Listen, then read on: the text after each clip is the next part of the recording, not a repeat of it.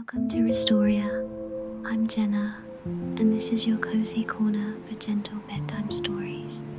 Each night, I'll share peaceful tales made to quiet your thoughts and guide you softly into sleep. So settle in, get comfy, and let the story carry you into rest.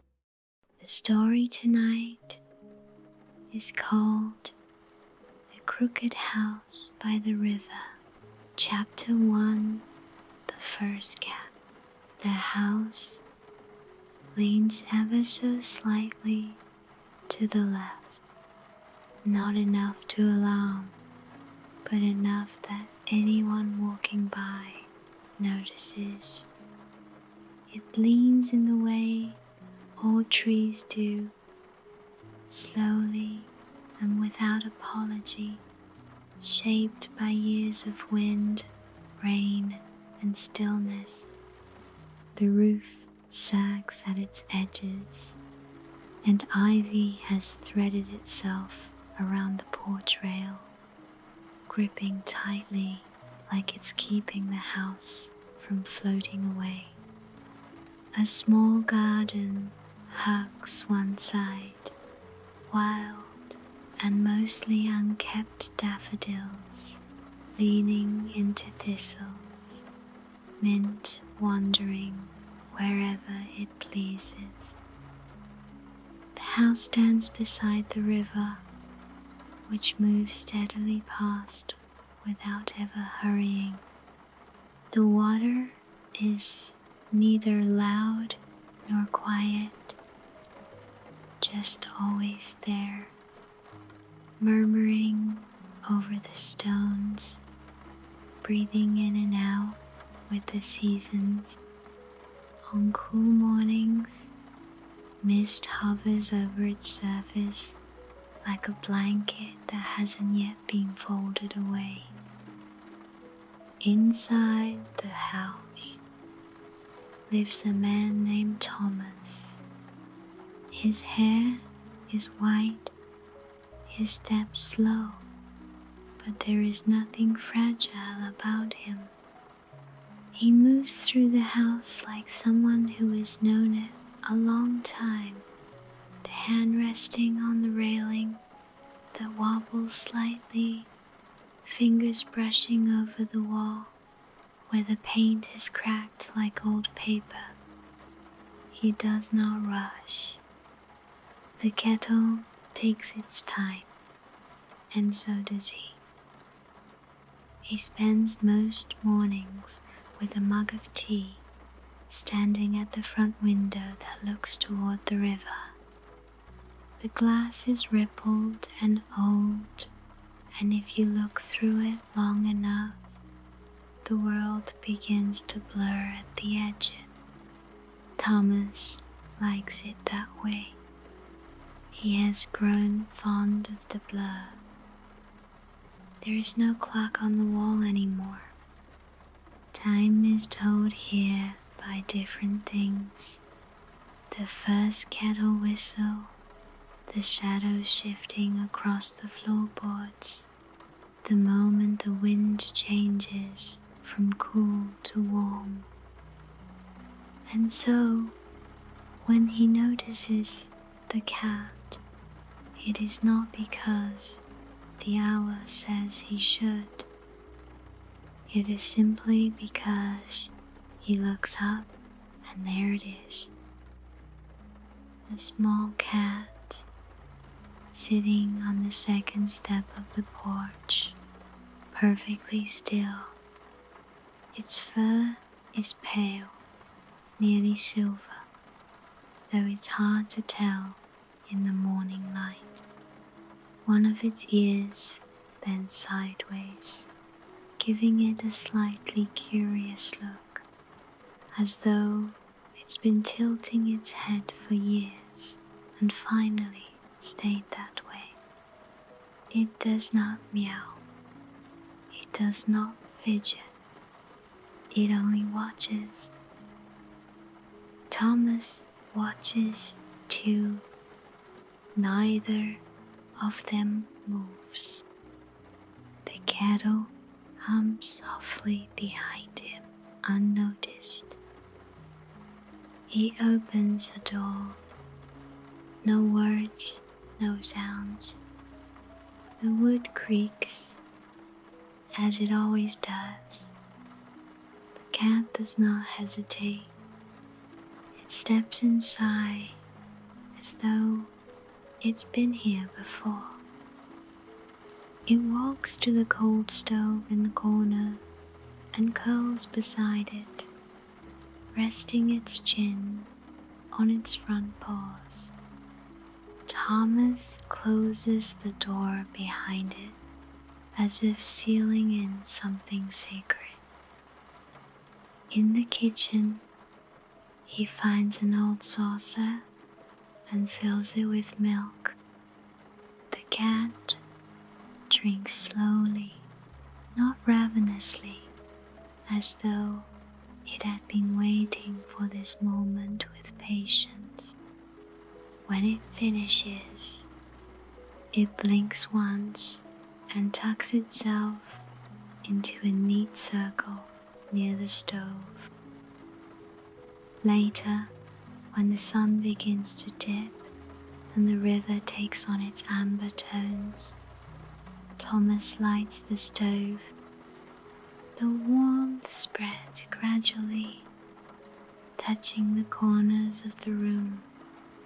He opens a drawer and finds a blanket thick, woolen, stitched long ago by someone whose name he no longer remembers, but whose hands are still in every thread. He lays it gently on the floor.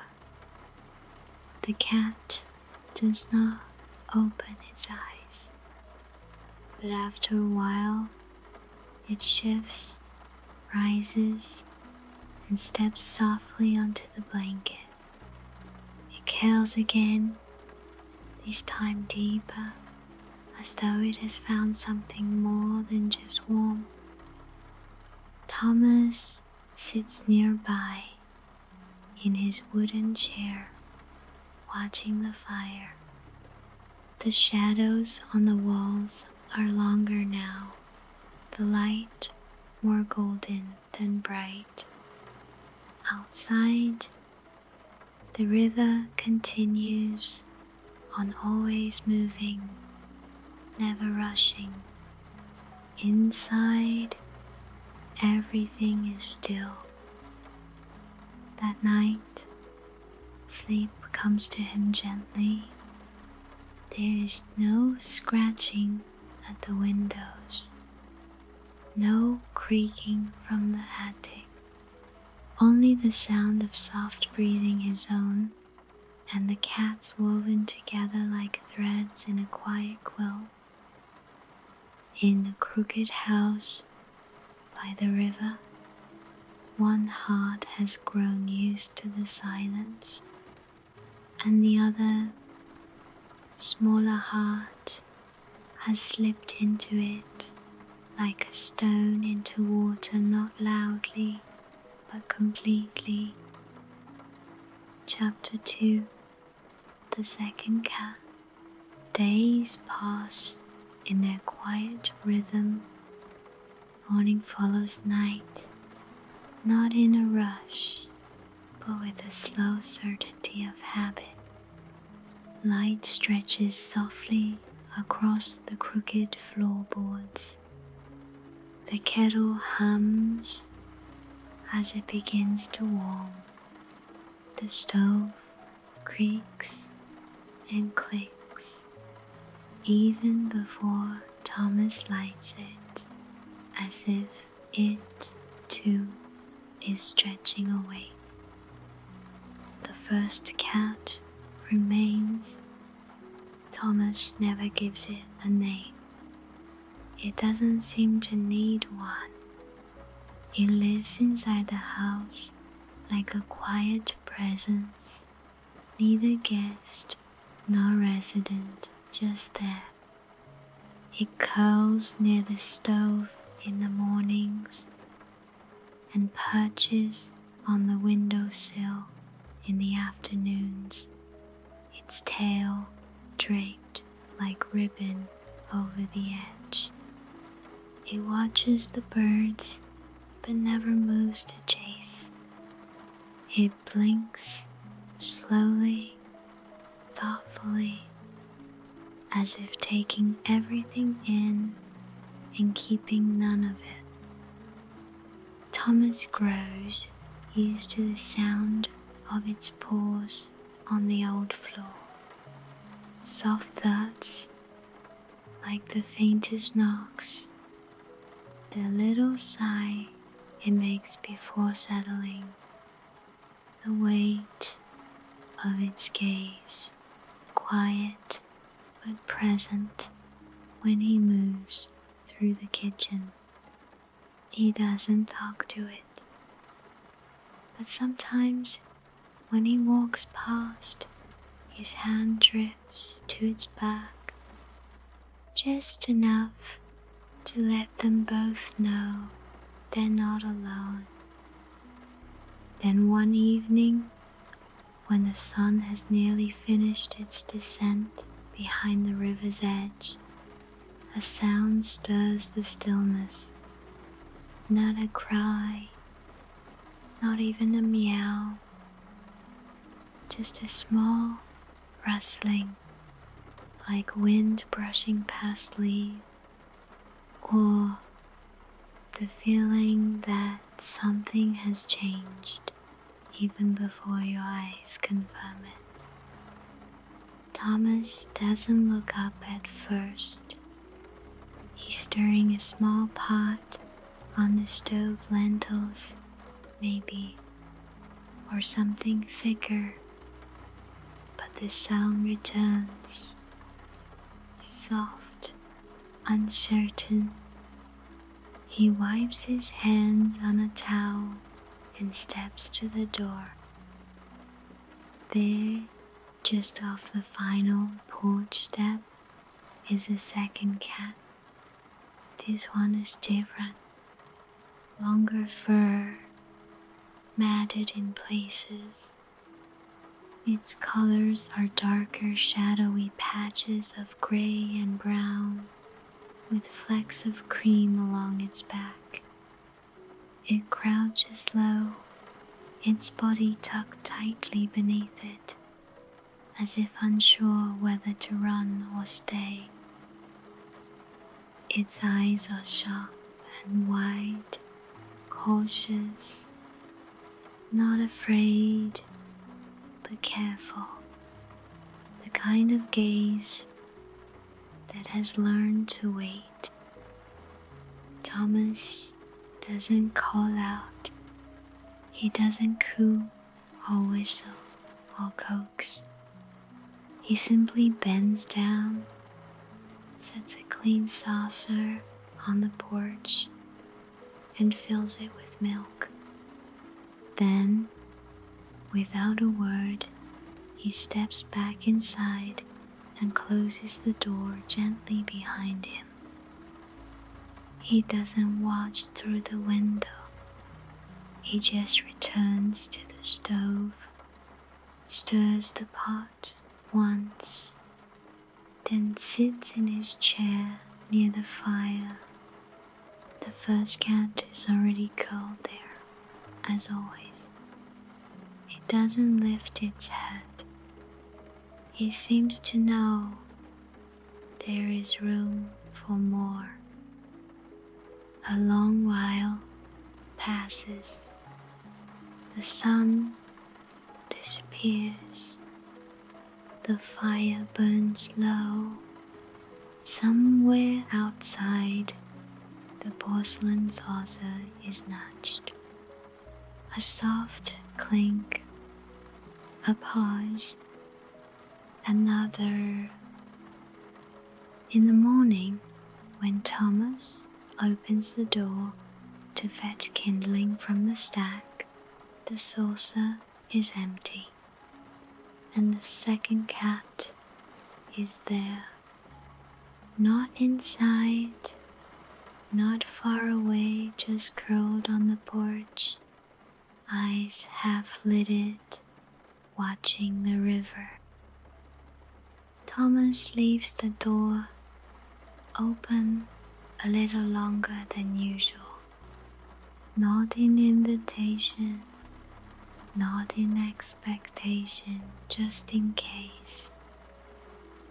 The stove is warm now. The kettle hums, and when he looks toward the hearth, he sees them both.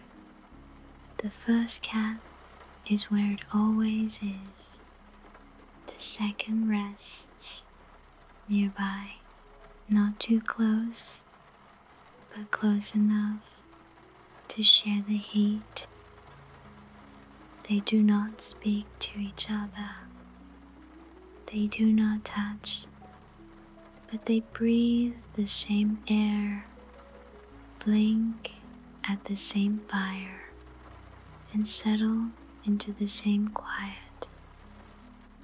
That afternoon, Thomas brings down another blanket from the upstairs cupboard. It's older, thinner, frayed slightly at the corners, but soft still. He lays it beside the stove, smoothing it with care. The second cat waits a long while before stepping onto it. That night, both cats sleep near the fire. The room is dim, golden at the edges. The wind nudges the shutters once, but does not stay. The river hums, and the house, slightly more crooked now than before, seems to lean into the warmth of its quiet guests. Thomas sleeps well, the kind of sleep that comes when things are as they should be, not explained, not planned, just right. Chapter 3. Quiet Company. The days grow longer, though Thomas doesn't track them in any deliberate way. He doesn't count them, but he notices, not in numbers or dates, but in the way the light moves through the house. It stays a little longer on the far wall near the stove. It glows warmer now, lingering in the corners and resting on the kitchen tiles, as if it too has grown fond of the place. The birds have returned to the trees by the river. First, just one, its call, thin and curious in the morning hush. Then two, then many, their songs weaving lightly through the stillness. They perch on the branches that dip low toward the water, and sometimes one alights on the crooked porch railing, tipping its head as if to listen to something hidden. The first cat, the pale one, keeps to its habits. It wakes early, stretches long and slow, and takes its place on the kitchen windowsill. There, it watches the world like someone reading an old letter patiently, quietly, again and again. It naps in the square of sunlight by the stove, then moves to the cushion near Thomas's chair when the light begins to fade. The second cat, darker and more hesitant, stays close to the porch. It slips in and out of the open door, never quite inside, never quite out. It naps on the threshold, one eye open. Sometimes it disappears for hours, but by dusk it returns always and curls near the edge of the fire's warmth like it's remembering something half forgotten. Thomas has grown used to their rhythm. He sets out 2 saucers now instead of 1, sometimes 3, though he isn't sure why. He opens the front door a little wider each morning and leaves it ajar a little longer. The house welcomes the breeze. It smells of warming earth and river stone and something green just beginning to grow. When he goes outside to gather wood, he finds himself humming just a few notes, low and soft, the kind of tune that doesn't need to be remembered because it never left. The house, in its own way, responds.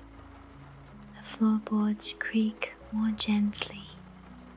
The stove catches faster. Even the shutters rattle less when the wind passes through. It feels as though the walls, the beams, and the old stone steps are leaning inward, listening, holding. One afternoon, while the wind pushes lightly through the curtains and the air smells faintly of willow bark, the second cat does something unexpected. It walks across the room, slowly, step by soft step. It stops just short of the windowsill, where the first cat is curled in the sun, not close enough to touch, but close enough that their shadows nearly meet. Then it lies down. The moment is small, unremarkable perhaps to anyone else, but to Thomas it feels like something unfolding, not loudly, not suddenly, just gently, like the way spring unfolds leaf by leaf. He watches from his chair. His hands rest on the arms, thumbs rubbing slowly over the worn grooves in the wood. He does not speak. There is nothing to name and nothing that needs saying. Later that evening, the 2 cats sit in the same arrangement. The first by the fire, the second just behind, not quite near, but no longer distant. Thomas watches the flames and listens to their soft, breathing stillness. When night falls, the moon casts pale light across the floor. The cats sleep near each other, close enough that their breathing aligns, not synchronized but matched in the way leaves sway together even on separate trees. Thomas lies beneath his quilt, the one stitched with thread that's beginning to loosen at the corners. The house is quiet, but not empty. It feels full in a way that doesn't press or overwhelm. It feels held softly, like a palm cupped around a flame. Outside, the river moves in its steady way, not louder, not faster, but somehow more known. And inside the crooked house, sleep settles gently into every corner. Chapter 4. Signs of Rain. The morning arrives, wrapped in a pale grey hush. The light through the windows is soft and colourless, like paper left too long in a drawer. The air is cool and still and damp, and though the rain hasn't started yet, Thomas knows it's coming. The house knows it too. There is a particular silence before rain, not empty but expectant, like the trees are listening, like the river is waiting. Thomas wakes slowly. The quilt feels heavier in this light. The bed is warm, and the room around him is cool and still. He lies there for a few minutes, listening to the quiet house, the gentle creak of the ceiling beam, the soft ticking of the stovepipe expanding downstairs. He rises, dressing in quiet movements. The floor is cold underfoot, a small pleasure, the kind that wakes you fully without asking for much. Downstairs, he lights the stove. It catches quickly, the flame crackling to life with a faint glow.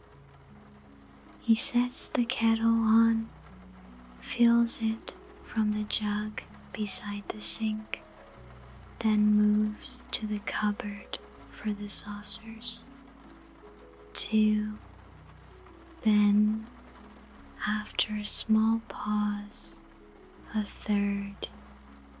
He doesn't know why. He just does. The first cat is already awake, perched at the kitchen window. Its back is straight, its gaze fixed on the trees beyond the house. Its tail curls gently around its feet, still as stone. The second cat rests just inside the door, nestled against the edge of a rug worn soft by years. Its ears twitch as the wind stirs, but it doesn't rise.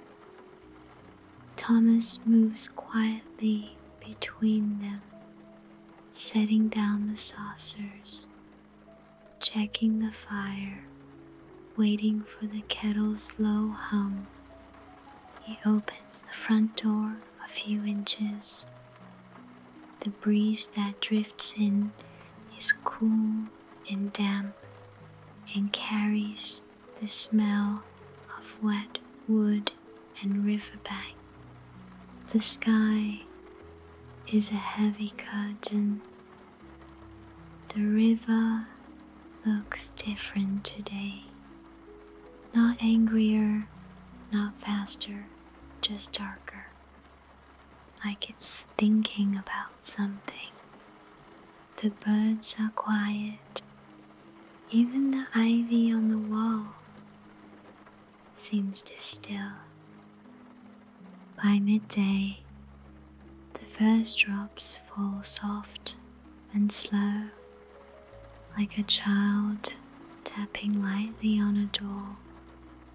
It begins on the roof, a rhythm that is neither hurried nor shy. Then it spreads, tapping on windows, running gently down the porch railing, soaking into the ground with small, steady breath. Thomas doesn't speak. There's no one to speak to and nothing to say. But inside the house, the silence feels warm now, not hollow. The fire crackles low. The cats are tucked near the hearth, eyes closed, paws tucked in, rising and falling slowly with each breath. He sits in his chair, mug in hand, watching the water make its way down the window glass. The rain is steady now, not loud, not harsh, but sure. It knows its way. Then, just as the kettle cools and the light begins to dim, he hears it, a sound on the porch. Not a knock, not a cry, just the shift of weight, a gentle shuffle, a pause. He stands and walks to the door without rushing, opens it slowly, and there, beneath the overhang, sits a third cat. It is soaked through, its fur clinging to its small body, making it look even smaller. Its eyes are wide and blink slowly in the rain, not pleading, just present. It doesn't step forward, but it doesn't leave. Thomas says nothing. He kneels down and places the third saucer on the porch. The milk ripples once as it's set down. He stands, fetches a towel, lays it just inside the doorway, then leaves the door open and returns to his chair. The porch remains quiet. Eventually, he hears the faint clink of the saucer being nudged. But when he glances back, there's no one there, only the empty dish. And the towel, now damp at one corner. He doesn't close the door. Not yet. The cats by the fire haven't moved, but something in the room feels more awake now. A shift, gentle but sure, like a hand reaching for another in the dark.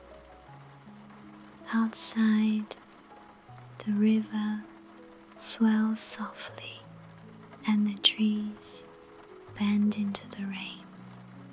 And inside the crooked house by the river, the fire glows, the cats breathe, and Thomas listens not for answers, but for the quiet that comes when something new is beginning. Chapter 5. The third blanket. The rain continues through the night, not loudly, not in bursts, just soft and steady, a gentle percussion across the roof, a hush over the land, like someone brushing their fingers endlessly across the skin of the world. It pulls at the edges of the porch, darkens the stones in the path, and fills the garden soil until it sighs and sinks deeper into itself. Inside the crooked house, everything holds its breath in rhythm.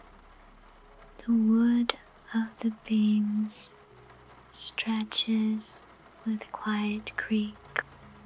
The shutters rattle now and then, but not in protest, more like they're speaking to the wind in slow, careful phrases. Thomas sleeps soundly, bundled under layers of weighty blankets. The sound of rain fills his ears even in dreams, until morning arrives with the same pale grey light it carried yesterday. Nothing urgent, nothing sharp, just a continued softness, like the night hadn't ended at all, only deepened into morning. When he opens his eyes, the first thing he notices is the stillness. It's a deeper quiet than usual, not empty but dense, like something is resting beside him in the room, breathing in time with the house. He rises slowly, his joints murmur under the quilt. He places his feet on the cold floorboards and takes a moment to feel the day. There's no rush here. The river doesn't rush. The rain doesn't rush. Neither does he. Downstairs, the stove has gone cold overnight. He kneels to light it again, striking the match, placing the kindling, waiting for the slow breath of flame to catch. It does, as it always does. Steady, faithful. The two cats are there as they've been for days now. The first, pale and calm, is curled beneath the table. The second, darker and more watchful, lies just beside the hearth. They don't stir. They seem to understand there's no need, but something is different. He senses it before he sees it, a shift in the air, a presence at the edge of the room. He turns toward the front door, and there, on the towel he left out the night before, is the third cat. It is curled tightly, as though trying to disappear into itself. Its fur is still damp, clinging in clumps along its spine. Its eyes are open, but only just. Not asleep, not afraid, just resting in the way something rests after a long time spent outside the warmth. Thomas doesn't speak. Words feel too large for a moment like this. He simply kneels nearby and lays his hand gently on the corner of the towel. The cat does not flinch. It blinks once, then closes its eyes again. He stands and walks to the cupboard beside the stairs. There is one more blanket folded neatly on the shelf, older than the others, worn soft by time and washed so many times that the blue flannel lining has faded into sky gray. He carries it back to the hearth and spreads it out slowly, smoothing the corners with his palms. The fabric wrinkles slightly but lies still. He doesn't look at the cats. He just returns to the stove and pours the tea. Outside, the rain continues, tapping on the windows and slipping through the downspout in a steady stream. After a while, he hears movement, soft, careful, a paw on wood, then another. He looks over his shoulder. The third cat has risen. He crosses the room, one step at a time, head low, eyes blinking slowly in the firelight. It reaches the blanket and circles twice, once to test the edges, once to find the center. Then, with a soft breath, it lowers itself and tucks its paws beneath its body. The other two cats remain still, but there's a subtle shift now. The air feels fuller, like something invisible has settled into place. Thomas drinks his tea slowly, letting the warmth travel through him. The fire crackles softly, and the rain continues its song on the roof above. No one moves. No one needs to. The crooked house leans slightly more to the left now, or perhaps it always did, but with the third blanket now by the fire, it feels balanced in its own quiet way. Outside, the river moves as it always does, unhurried, unchanged. And inside, under the soft light of the window, 3 cats sleep, and one man watches over them with a heart that feels just a little less alone. Chapter 6. The Quiet Between Storms. The rain ends sometime before dawn, not with a crash or final gust, but the way sleep ends when you wake slowly, blinking against soft light. It simply fades, a slow quiet where there was once a steady rhythm. The tapping on the windows stops. The wind becomes a whisper. The clouds begin to thin, though the light behind them remains soft and gray. Inside the crooked house, everything holds still. The beams no longer creak. The stove has cooled, but not forgotten its warmth. and the air feels like a breath just exhaled.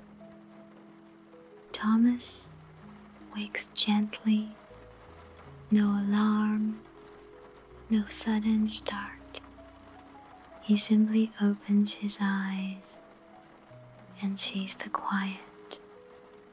Light filters through the curtains in thin ribbons, touching the wooden floor like lace.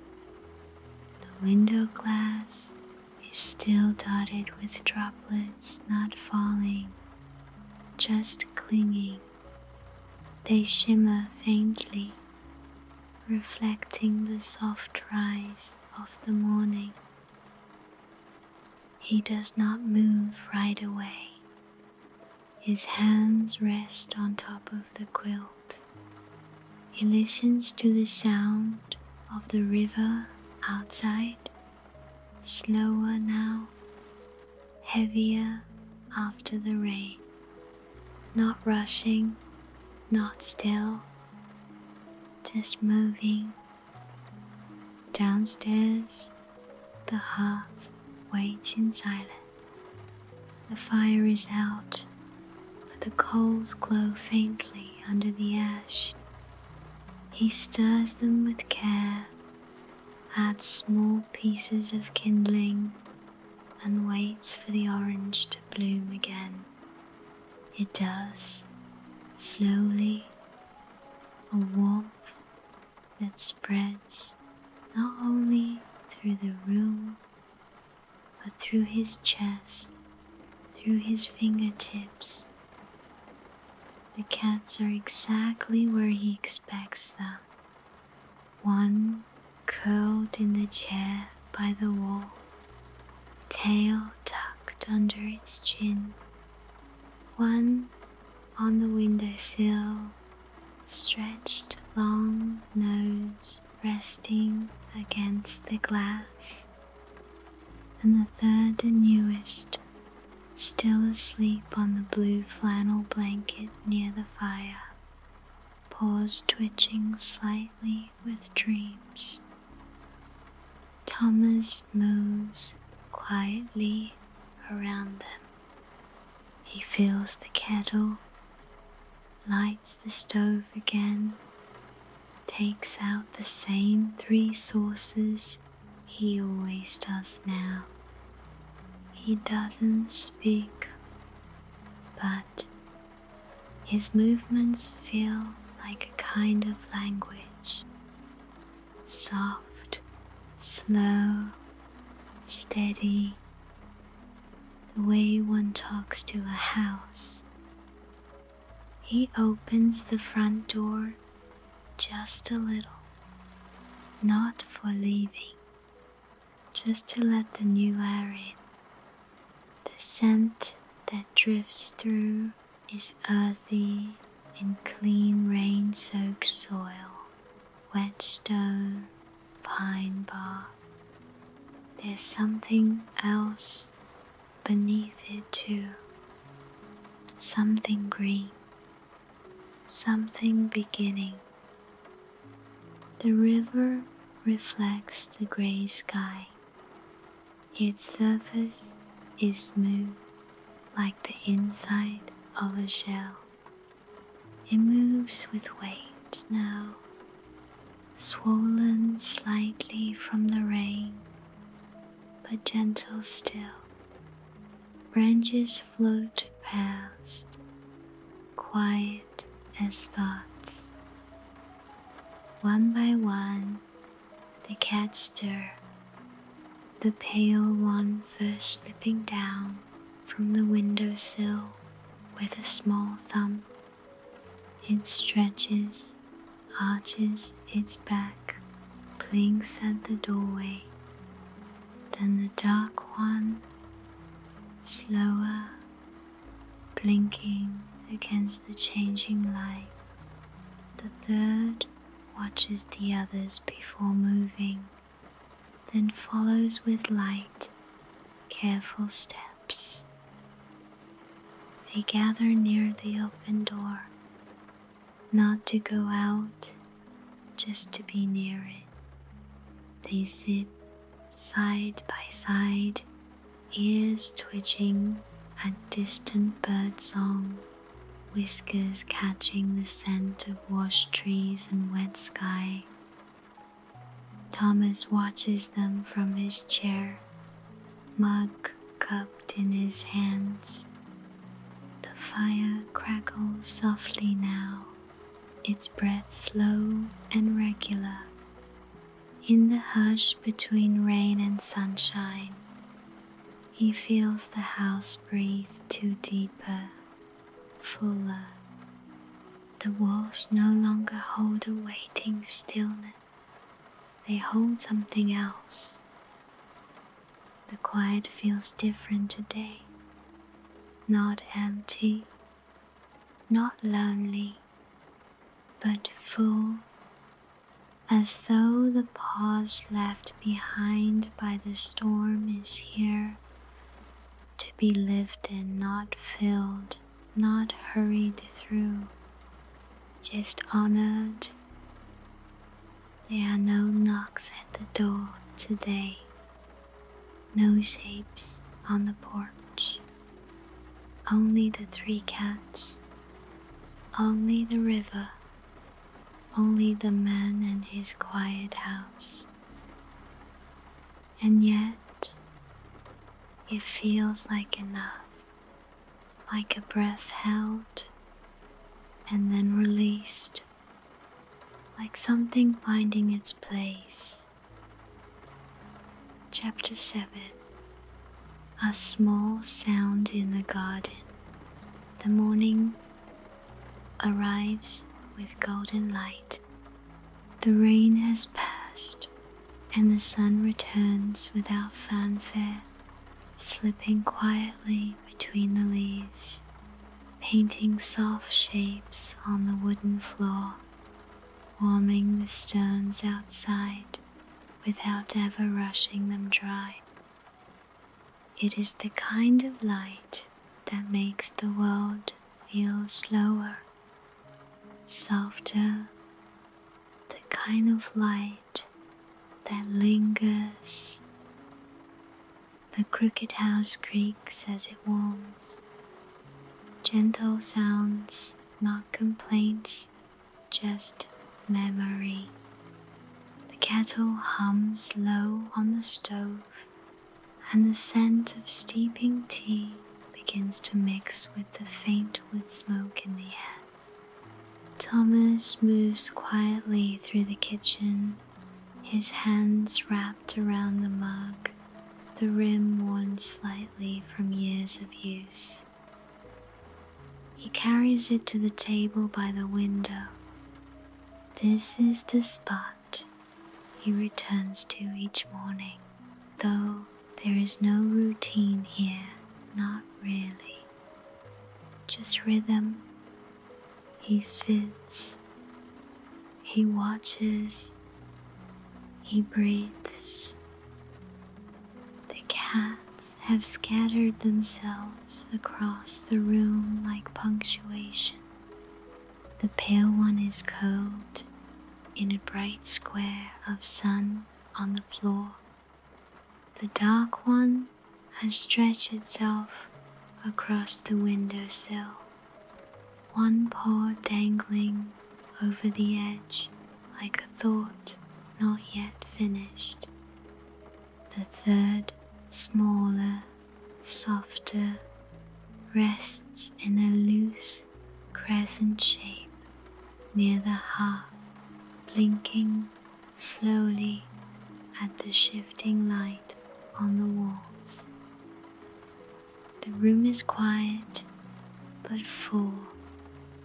Every breath, every flake of a tail adds to the stillness, a kind of living silence.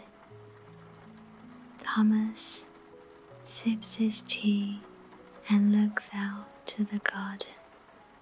It is not neat and never has been, but it grows.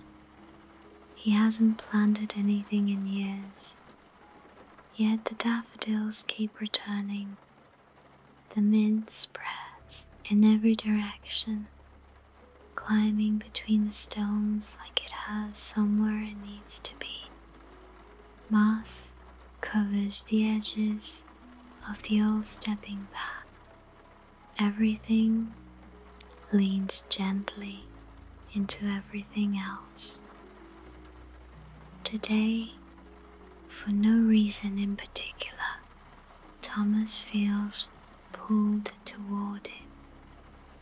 The garden, the place that has been left mostly to its own quiet tending.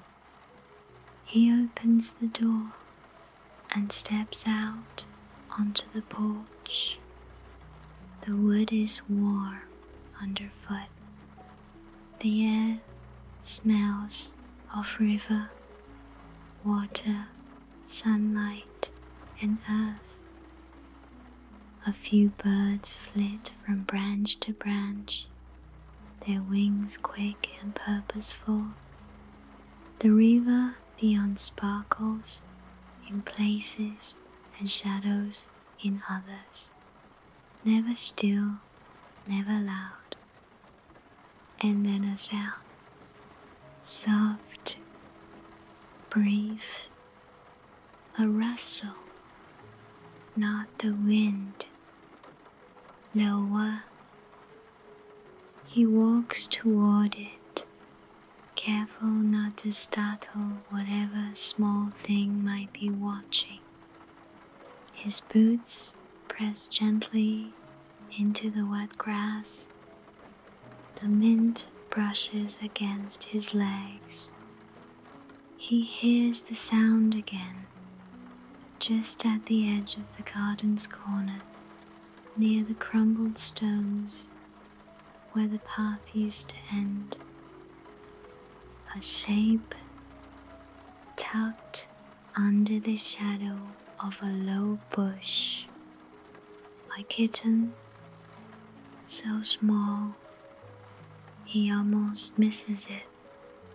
Its fur is pale and patchy, the color of ash and cream. Its eyes are open, but glassy, uncertain. It does not cry. It simply looks at him, blinking once. Thomas crouches slowly. The ache in his knees is familiar now. He doesn't mind it. He holds very still, watching the kitten as the kitten watches him. Neither of them moves for a long moment. Then the kitten takes one step forward, then another. Its movements are wobbly, unsure but deliberate. It reaches the toe of his boot and stops, looks up and waits. Thomas gathers it carefully, both hands beneath its belly, holding it close to his chest. The kitten does not resist. It curls into the warmth of his shirt, eyes still wide, breath shallow but steady. Back inside, the house feels warmer somehow, brighter, though the light has not changed. The three cats look up. They do not move. Then, as if by quiet agreement, they return to their resting. Thomas finds a small woven basket.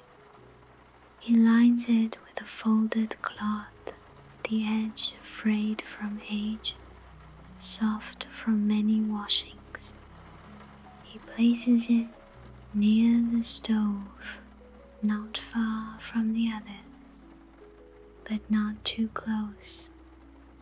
Then, gently, he lowers the kitten inside. It does not cry. It does not try to leave. It simply rests. The fire flickers a little brighter. The kettle whistles. Thomas pours a fresh cup of tea, and in the silence that follows, something feels newly whole. Outside, the mint grows. The daffodils bend gently in the breeze. And inside the crooked house by the river, the smallest breath joins the other's quiet, welcome, and home. Chapter 8. The House That Leads. The days pass softly. Rain comes and goes. Sunlight flickers in and out of the rooms, and the river hums its low, familiar tune. Time is not counted here. It moves like the wind, sometimes not at all, sometimes just enough to remind you it's still there. The crooked house stands as it always has, leaning slightly to one side, but never falling. It holds its warmth a little longer now. The windows fog with breath and tea and gentle firelight. The corners feel fuller. The cats settle into their places with quiet certainty. The pale one still prefers the cushion near the window. The dark one guards the sill with its half-closed eye. The third stretches along the hearth, limbs long and slow like drifting smoke, and the kitten, still learning the rhythm of the room, curls in its basket, occasionally blinking at nothing in particular. Thomas does not speak often, but his movements are careful, intentional. His hands brush the soft backs of cats as he passes. He folds their blankets when he sweeps. He leaves the door open just a little longer in the mornings. The porch, once bare, now carries quiet signs of life. A bowl tucked beneath a dry corner, a basket of kindling always half full. Sometimes a paw print on the step left behind in dew. He finds himself humming again, more often now. Just fragments, tunes with no names, no words. They fill the spaces between footfalls and teacups and wood splitting gently in the fire. Evening falls slowly here.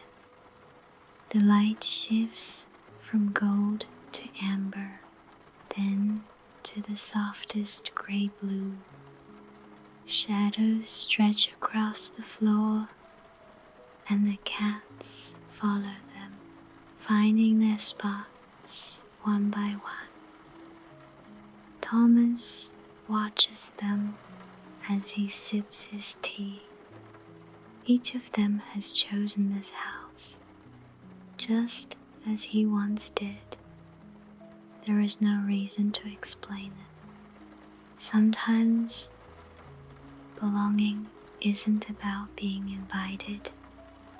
Sometimes it's just knowing where to sit when the room quiets. Tonight, the fire burns low, steady and warm. Rain taps faintly at the roof. The kitten shifts in its basket, then sighs, settling deeper into sleep. The other cats do not stir, and Thomas closes his eyes, the mug still warm in his hands, the room alive with gentle breath. Outside, the house leans, just as it always has, not falling, only listening.